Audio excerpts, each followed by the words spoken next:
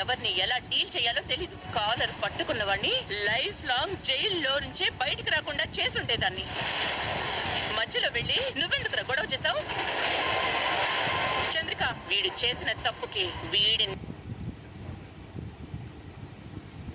ప్రేమ నీ వల్లేనా, నాలో నేనే లేనా, ఎందుకో వింత ఈ భావన, మౌనం చెలిమయ్యేనా, మాటే కరువయ్యేనా, ఊహలో తేలే అణువణువునా, స్వప్నమే నీ